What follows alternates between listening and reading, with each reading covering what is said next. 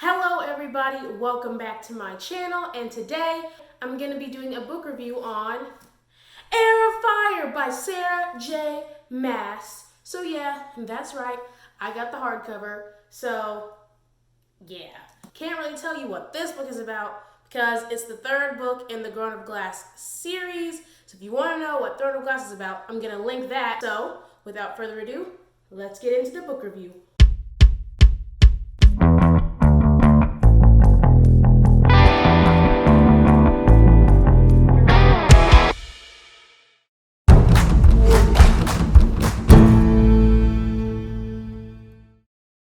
Three-minute recap in 3, 2, 1, boop! We start off with Selena and Wendolyn, then Rowan takes Selena to see Maeve, who is her aunt, but Maeve won't tell her any information about the weird marks or the weird keys until Selena is worthy enough to enter Dornell. So, for the time being, Selena has to train with Rowan in Mistward. So, Aeon arrives in Rifthold, but he has a black ring, the black ring that everyone else has. And so next, we meet Manon, who is a Blackbeak witch, and she's looking for a Kraken witch, and that's because Kraken witches are the only ones that can break the curse on the Iron Teeth clan's land. Manon is summoned to her grandma, who is matron of the Blackbeaks for an important mission. Selena also has to get control over her shift and her firepower, so that's why she's training at Mistward. Now, the king wants all the Iron Teeth witches to ride his wyverns. And so Selena, while she's training at Mistward, she meets Luca and Emrys. Now, Sorsha, flashing back to the castle, Sorsha is a healer at the castle, and she knows Dorian has magic. And then we flash back to the Iron Teeth clans.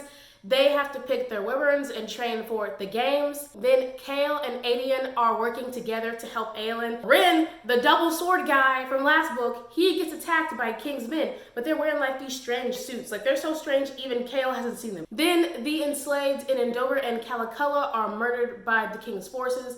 That's because the king doesn't want any more possible uprisings, so he kills them. Then Narak's forces come and attack Mistward, and there's an inside man at Mistward that lets them in through the secret tunnels.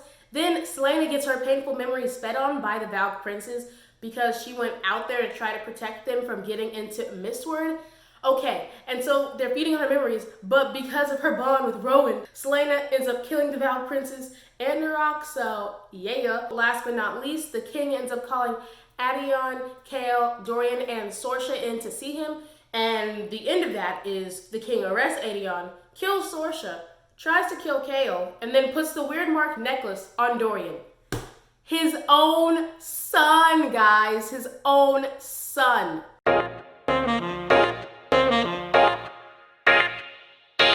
So, my first favorite moment is when Selena introduces herself to Emrys and Luca as Elenthea, and that was a favorite moment for me because Elenthea is the name that Nehemia gave her, so already I was emotional. Next favorite moment is the relationship between Rowan and Selena. Like, literally, Sarah J. Maas is amazing at doing friendships. Like, that is what Sarah J. Maas does best. And then when we find out that they're Karanom, and so basically that means that they can draw on each other for power. They're basically like the Parvati version for Shadowhunters.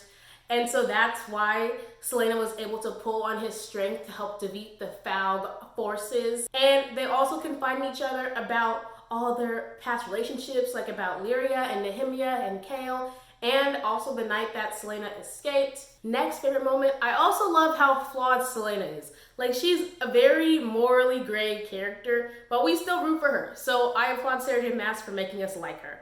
Heir of Fire, get it? Because she's like the heir, and her power's like fire.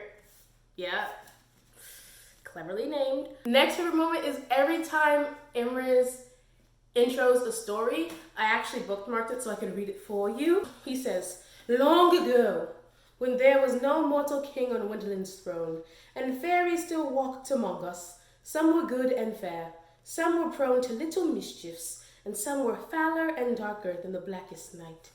Like, the way he introduced the story is always like so cool, and I love it. Next favorite moment was how Emrys knew Selena was the entire time. He was literally like, yeah, I knew your mom, so as soon as I saw you, I was like, yeah, that's her. I was like, wow, and he really, wow. I was like, wow, that's crazy, crazy. Next, favorite favorite moment was when Rowan gives Selena the sword with the ring at the mountain, and I like that because we learned the story of Maeve's lover, and that sword with the ring in it is actually his sword with the ring in it. And so now that Selena has that sword, she can use that when she sees Maeve next time as leverage. So I was like, yes, it's all coming together. Next favorite moment was when Manon picks Abraxos to be her wyvern. And I like that because Abraxos, he was the one that no one thought was gonna win. Like, he was the dummy wyvern that was chained up for the other wyverns to like attack. But she gave him a chance and like he pulled through. Yeah, and then she got the silk for his wings. So then his wings were really flying. Yeah. Boom.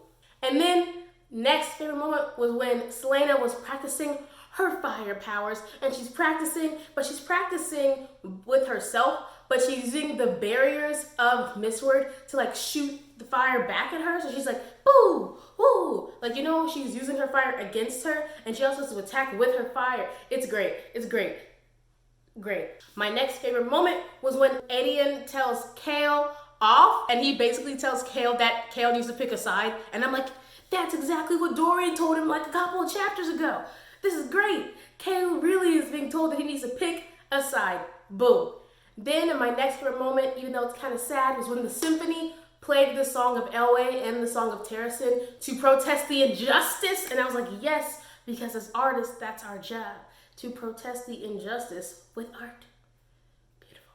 So then we're gonna flash forward basically to the almost end, and that's when Selena is fighting with the Valk princes, and she sees herself / Aelin telling her to get up and fight. And then I'm like, yes, she does. And then she uses her fire to kill the Valk princess and the rock. And I was like, yes, Selena. Next favorite moment was when Selena finally figures it out that the third weird key is the amulet of Orinth. The amulet that she had on her the night that everything went to sugar honey iced tea. Then when Selena went off in Doranel, so she marches in Doranel, and then Maeve is trying to be all, you know, mean and manipulative. So then Selena's using her fire, and she's using her fire, and she gets Rowan's freedom, and I'm like, yes! But then Rowan, you know, devotes himself to her and her cause. So I was like, okay. But at least Rowan is free from Maeve because, ooh, crazy. Then next favorite moment when Manon is the wing leader. Okay, and that's because, first of all, we've been in her head, so we've kind of been rooting for her. Yeah, we didn't like all the other people. But yeah, Manon's wing leader, so yay. You thought you couldn't do it, but you did it. With the Braxis. Yeah. So at the end of the novelle, when the king has called in everybody, and then the king is talking to Kale, and Kale's like, you're wrong and cruel. I mean, he's basically telling him off like Neville told off Voldemort at the end of Deathly Hallows. Like, he's like, you are trash, and Dorian's gonna be a real king. Why you can't wait to see your throne fall? And I was like, go off Kale. He made his decision. He's Team Rebellion. Gang. And then last but not least, because Kale did talk all of that, the king tried to kill him, but Dorian, with his powers, saved Kale's life. And then the king was like, I know you had powers, but that's in Yikes. So let's get to Yikes Moments right now.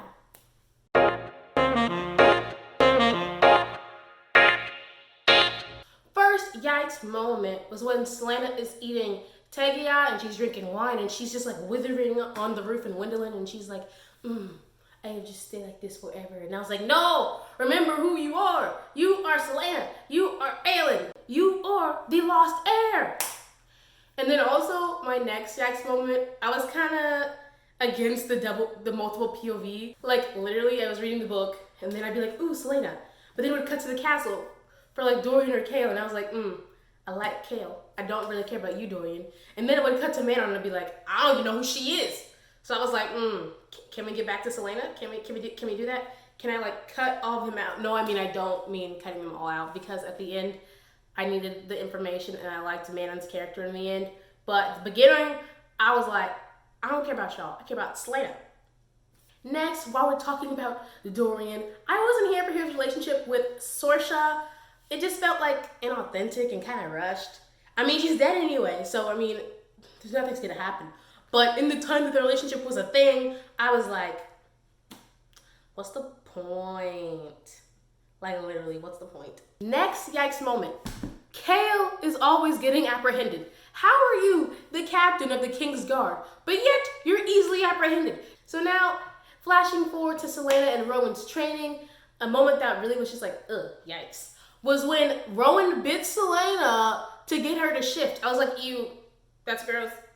Why would you bite her ear? No, don't do that again. Ew. And then, this made me mad at Celaena, okay? She made a fire and was almost eaten by like the skin crawlers, okay? Literally, Rowan told her, number one rule, no fires out here. So what does she do? She makes a fire. Next thing you know, hey, I'm going to take your skin. Of course that was gonna happen. What did you expect? When Iskra, the heir of the Yellowlegs, tried to kill Manon, I was like, no, how dare you? And yeah, didn't like it. Didn't like Iskra. Trash person. Then next part was when Rin and his grandfather needed a place to, crash because everybody was looking out for them. And Kale gives them Celaena's home. I was like, dude, I mean, I know she left that to you in her will, but she's not dead. You can't just be letting people in her house. Next yikes moment was when Rowan used Luca as bait to force Celaena to save him. Like, Rowan literally put Luca on the frozen ice pond with the creature with the one eye under the water. Well, they didn't know that creature was there that time. But still, Celaena, whose power is fire, why would you put fire on ice? She had to control her fire, but then use her fire to unshackle Luca. Like, crazy? No. What? You can't just use someone's friendships to force them into doing something. That is not cool, dude. Not cool. And then next sex moment was when Manon snatched the silk for Abraxos without payment. I was like, dang, you're really not gonna pay? Wow. But also, to be fair, those fighters, they were asking for some prices. They were like, I want your face. You want my face? Oh no. Last but not least, this is the biggest yikes moment, okay? I'm reading this book, right? The king has just found out that Dorian has powers. I mean, he always suspected, but he didn't know for sure. So literally, the king says, oh, I don't think so. It won't be death for you, my gifted son. And what does he do? He puts the collar, the weird marks collar on his own son.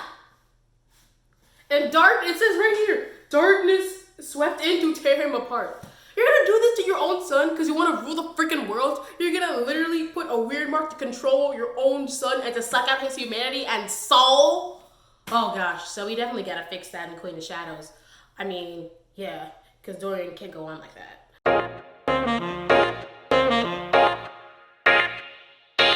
First, shake the table, okay? We need to talk about Celaena and her character development, okay? She's still struggling with her sense of self, and that's partly because she made a forced decision to divide them from when she was pulled out of the water by Arobin. She made a decision, I am no longer Aelin, I am Celaena. But now, because the world needs Aelin, she has to figure out how to go back to how she was as Aelin, right?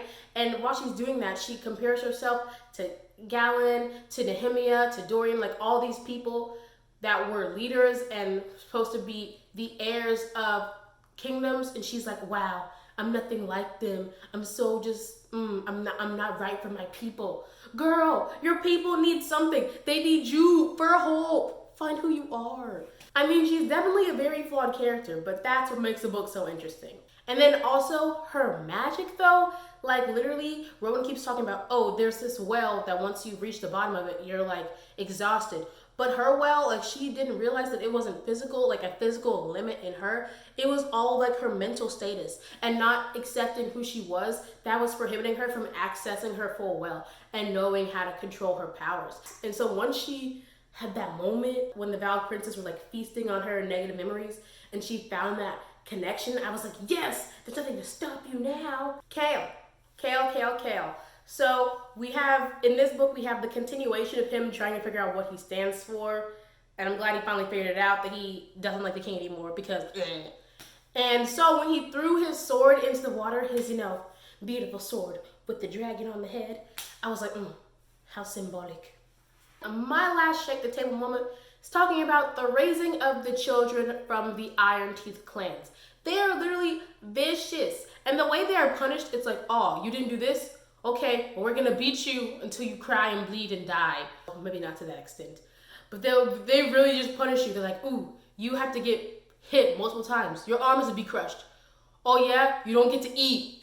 I was like, dang. And then the cockroach which they captured ends up coming through like, all you guys have been taught us is hatred. Like, I just feel bad for y'all because y'all are just trash. I was like, wow.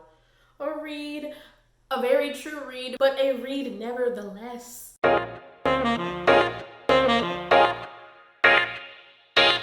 First trick out of detective moment. So when the king needed writers, like as soon as Manon's grandma was like, we're going to Fairy Gap, I was like, the witches are gonna be the ones riding the wyverns. They are. And then Manon, she was like, oh, something keeps smelling off. And I was like, you know what keeps smelling off? The weird marks. The weird marks is what's throwing you off. Sense it. She's sensing it. Like even like the food having all that stuff in it, and the fact that she's and Abraxas were like, yo, we about to catch our own food because this food right here smells hot, smells bad. I was like, girl, no, something's up, something's fishy, something's up. Next, Narok coming to Wendelin. Like as soon as Murtaugh, Ren's grandfather, said, the prince has his power given back by the king, and he's headed for Wendelin. I was like, knew those weird marks had to be somewhere. Like I knew the Narok had to be like under the forces of the weird mark. Like I thought he had the ring, but nah, like he was just like possessed. And then my last trick, I'm a detective moment was when Sorsha really was a spy. I was like, oh, did not see that coming. She's a spy? Really? Okay. I mean, but it made sense why she wanted to be so private. Like, I was like, oh, yeah, I guess that makes sense. So, yeah. That concludes my book review on Heir by Sarah J. Maas. Keep a lookout for Assassin's Blade that's coming out real soon. Make sure to like, comment, and subscribe, and click that bell notification so you don't miss out on when I post. Now, all that's left to say is bye-bye.